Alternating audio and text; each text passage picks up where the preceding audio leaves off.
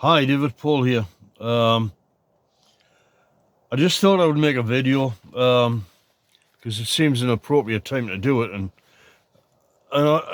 this is a vlog of this journey and this struggle. So there are good times and there are bad, and this is a short period of it being bad. Last year I was suffering from terrible panic attacks in the middle of the night. And now I'm starting to get them again, but I only get like one in the night time. So tonight I've woken up and I feel all cooped up in here.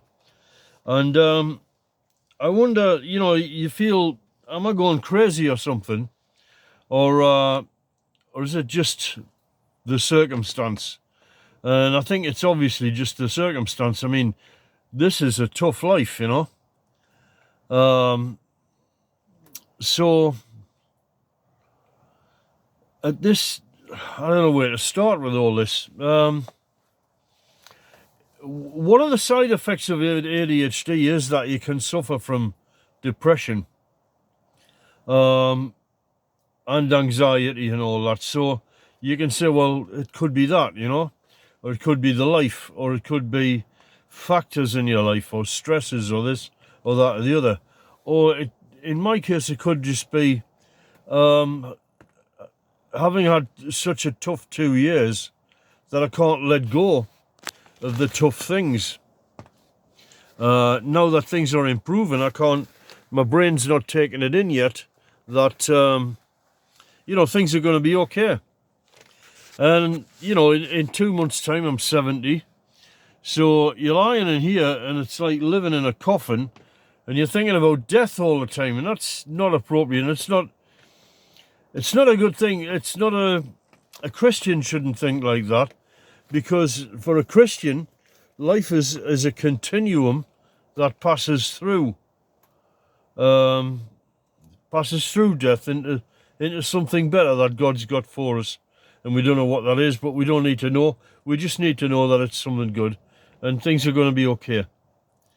So I tell myself these things, but well, I suppose it helps, because I'm sitting here making a video and I'm not going crazy or anything, and I'm getting through the night. But it's about 2:19 in the morning or something. This place is hopping with mosquitoes. After really the slightest bit of bird skin and they're at it, And British mosquitoes seem to be like extra better ones. They're like really itchy. So it's getting tough. And there are there's another one on the light there. This place is just hopping crazy with them. Fortunately, I've got my mosquito net, so when I go to bed, I'm in that and I'm being protected. And I've got this hat on at the minute to make sure that they're not at that. And then if I feel one around, I can swat it. But I've got that to contend with. I've got the fact that it's dark all the time because, well, it just is, I mean, the cabin's not done yet, and it doesn't have a proper good lighting system. Maybe if I had that, I could put them on. Although that's supposed to disturb your sleep. I've got a red mode on these lights. I can put it on. So I don't know what it is I want to talk about. I guess just how tough this can be, I'm not making progress inside this cabin because it's so wet that the soil is really tough to dig. And I've got to be going to the library to charge my batteries, and I've got to be back here, and then I've got to be going to the forest and sawing logs and stuff. So constantly just preparatory things I'm doing at the minute. Never mind.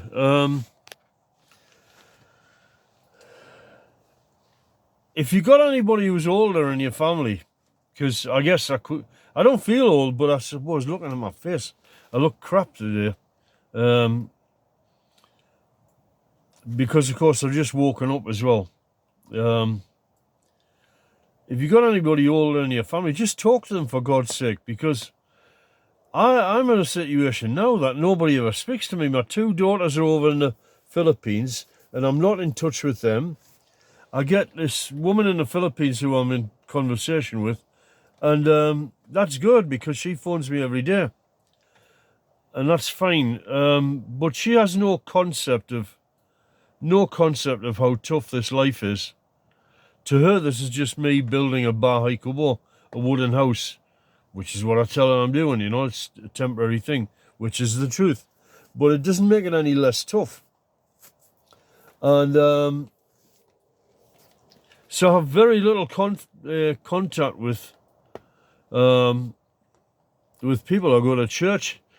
Nobody talks to you in a church. After COVID, people have stopped talking to each other.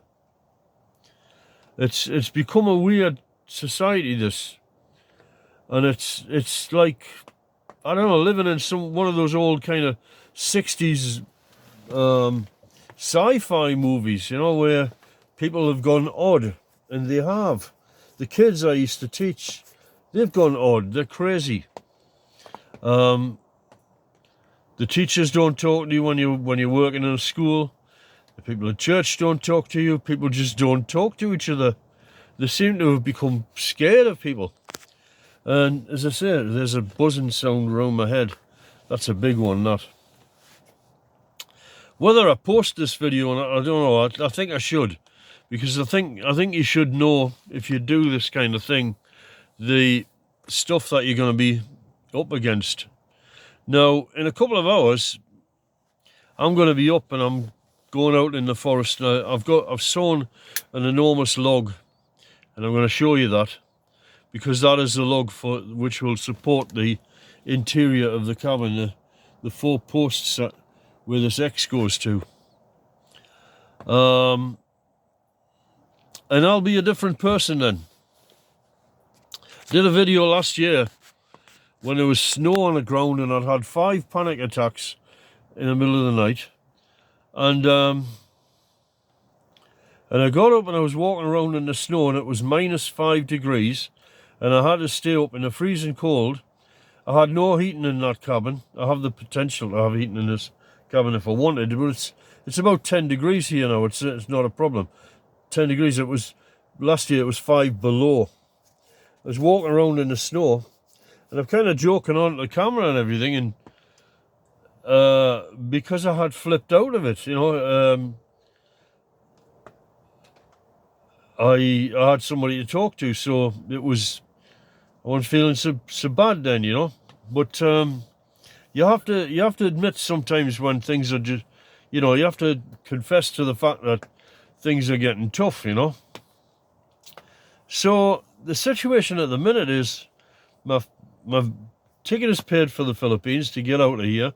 I'll go work on my decent place there, on a piece of land, a decent large piece of land.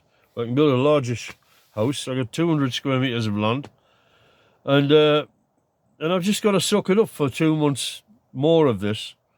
And ironically, I'll be leaving this place when it's actually starting to get nice, the summertime.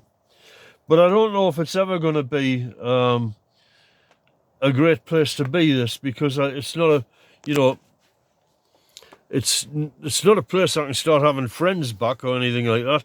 I have to keep quiet about it. So I think, I don't know, I just think this is not, it's not a viable long-term option. Now, I have a boat in storage, and I think that what I need to do is get that boat out of storage and possibly live on that, and then I can have contact with people, and I don't have to be hiding away from them all the time. So that's an option. So I would suggest to anybody who wants to maybe emulate what I'm doing here, maybe you shouldn't do that, you know. Maybe what you should do is go and get yourself a tent, put the tent up in the forest, stay in the tent for a while, and get some money together and go and buy or build a boat. There are ways you can build a boat yourself. It's called a shanty boat, and you can put it on flotation and live on the water. So that's it really. I don't know what more I can say about this, except it's just very, very tough. And it probably sounds rambling because it is. It's just a load of moany, tough stuff, you know. But 2 hours from now, 2 to 3 hours from now, the light will start to come up. The sun's going to start coming up, and then the sun will be shining on the place. Hopefully, it's raining at the minute. It's been raining for about 2 days, and there's nothing. The long-term weather forecast for this month seems to be just more of the same: rain, rain, rain. Which is just such an impediment to what I'm trying to do, because if you go to the forest and you're trying to move logs around or climb up and down hills and whatnot, which is where some of them are located in hilly areas, I'm sliding down a hill and things, and you know, I don't want to fall down on my backside in the place, because then I get covered in mud and then I've got to clean all that up, and then it's more problems and laundrettes and just more and more hassle. So, what next? What is the plan now? Well, the plan is just suck it up and carry on, you know. Just keep going and carry on. And,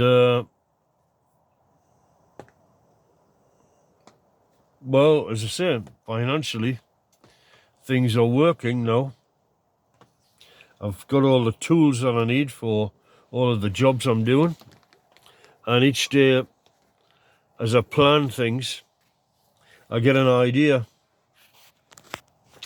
and I think I've just solved a problem, most of which are just financial ones, like materials for the house and things. Now, one of the big problems that I'm going to face when I get to the Philippines is I have to get a roof over my head. And this woman there, if she wants to spend time with me, and then I need to have a house, you know. I can't live in a hotel all the time, so I gotta build a house quick. So the thing is, you've got to put a roof over your head. That's all you need. You don't really need the walls just yet, but you've got to have a roof in case it rains out there. So today I did the costings of the roof, and that's the good part, is it turns out that it's about 600 pesos per square meter. Now, that I think is £8, about £8 in UK money. In American money, it would be like, that'll be $10, I think, a square meter, which is nothing really. So if I build the house to the maximum size, I'm going to be spending £850, but that won't all be in one go. That'll be over a period of time as I'm building it, you know, so month by month. So that will be done in a couple of months. So that's really not too bad at all. Not bad at all. So I've got nothing to worry about there. So what are you worrying about, Mr. Noooton? My colleague at work is from Sheffield years ago. He used to get me in to give him a hand teaching his class, because he used to have really tough, rowdy classes. So what he'd do is he'd get me in there, we'd have a load of equipment, he'd have me at one side teaching one half the class, and he'd be teaching the other half the class. And that's how he kind of survived that tough school, because he was only on assignment there, and I worked there all the time. And he used to call me Mr. Noooton. Mr. Noooton, Mr. Noooton will help you. Just listen to Mr. Noooton. So, there you go. So, Mr. Noooton, listen to me, Mr. Noooton. Just crack on. Crack on. So that's that's a little window into the tough times, you know. Now I'm feeling okay. It's gone. It's kind of like an asthma attack, you know, when you do something to alleviate the asthma attack, like you take the inhaler or something, or in my case, you just talk and rationalize it or whatever, and it's gone. So it's dispelled. It's gone away now. So now I'll busy myself for a little bit of time, and then I might go back to sleep, or I might get up. We'll see how the light goes, because you can't really do much. You can't really do much in these conditions, because, you know, it contravenes my two rules. My two rules, which are, don't get cold and don't get wet. Or don't get cold primarily. Don't get wet and don't get cold. Because if you get wet, you're in big trouble. You gotta get rid of all that water. You dry your clothes and everything. That's a big problem. If you're cold, you can put more clothes on and solve that. But you don't really want to get either of those, because that's a downward slope. And that's why I can't work. That's why things are just frozen, you know, and it's frustrating. But tomorrow, or rather this day, but later on in the day, in the morning, I'll make another video which will show you the big logs that I sawed down and the adventure I had sawing that big tree down, and what I had to do. Which was a challenge. It was big. And the next challenge I've got is, how the hell am I going to get those logs back here?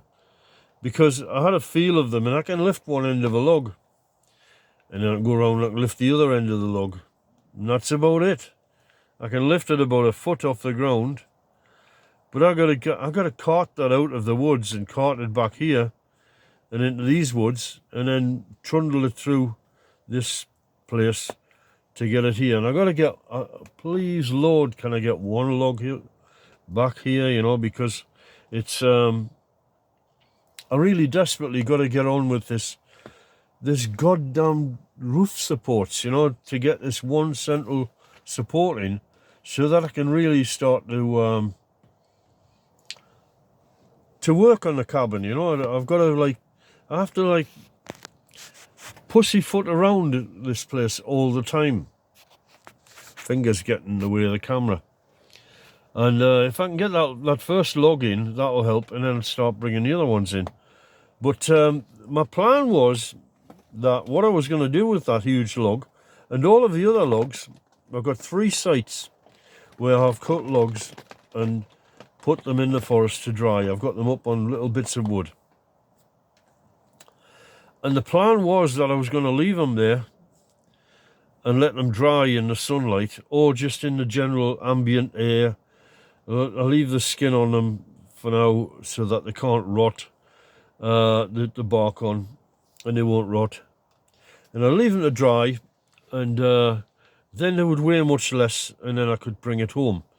And then what happens, it starts to rain. And it rained a bit more, it rained a bit more, it rained a bit more. One day they seemed to be starting to dry a bit. And then it just started to bloody pour down a rain, you know. And this is so frustrating. No wonder I feel depressed at night. It's so frustrating because I'm just not making progress. But I guess I got to say, well, I've butchered all the wood that I need to do. I've got it all cut, and it's all there waiting to come home with me. So that's that. So what I got to do now is prepare for its arrival, which means dig, dig, dig, dig. Just keep digging and get this area here cleared. This barrel here that I have over here has to go over to the other side over there, and then that'll clear that space so that I can put a log in there, and it'll make a little bit more space in here. I'm sitting up on my bed and I'm like 4 feet up in the air, you know. It's crazy. But I can't get in and take away the earth from underneath it. because I've got nowhere to put the bed. So the idea I came up with is that what I'll do is I'll hoist the bed up towards the ceiling on ropes and then get under the bed and start mining out the soil that way. And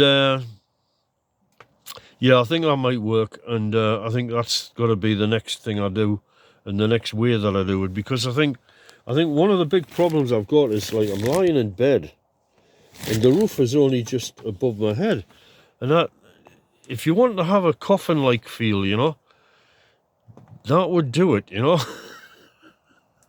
that's gonna do the ticket, like, you know, just having the roof so close to your face that you can put your hand up and touch it. That's a bit on the tight side. That's it. I've now talked for 20 minutes, 21 minutes, and I've said my piece. So, not too bad. Don't worry about this if I'm concerning anybody out there, because it's just tough. I'm just saying it's tough, you know, but you've got to get through these things.